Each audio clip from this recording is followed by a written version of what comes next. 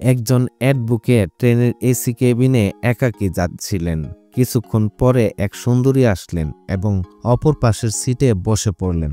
আর তা দেখে পুরুষ যাত্রী মহা খুশি। দীর্ঘ যাত্রায় এরকম একজন সঙ্গী পেয়ে কার না ভালো লাগে। আর সে যদি হয় কোনো সুন্দরী, তবে তো আর কোনো কথাই নেই। সুন্দরী এবার উকিল সাহেবের দিকে তাকিয়ে এক মিষ্টি হাসি দিলেন। আর উকিল সাহেবের মনে হলো তিনি একটি হার্টবিট মিস করলেন। কিছু সময় পরে সুন্দরীটি অপর পাশ থেকে উঠে এসে একেবারে তার পাশে গা ঘেঁষে বসলেন। আর এদিকে খুশিতে তো উকিল সাহেবের হার্ট অ্যাটাক করার দশা।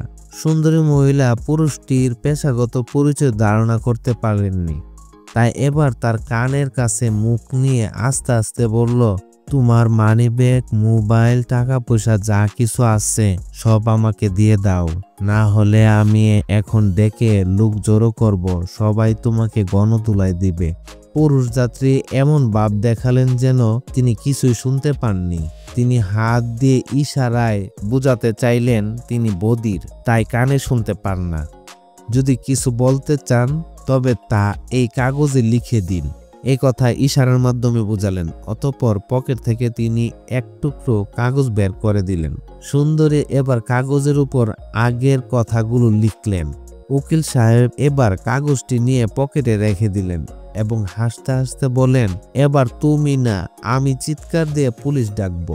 গল্পতে এটাই বুঝলাম, লিখিত প্রমাণ হাতে রাখা খুবই জরুরি।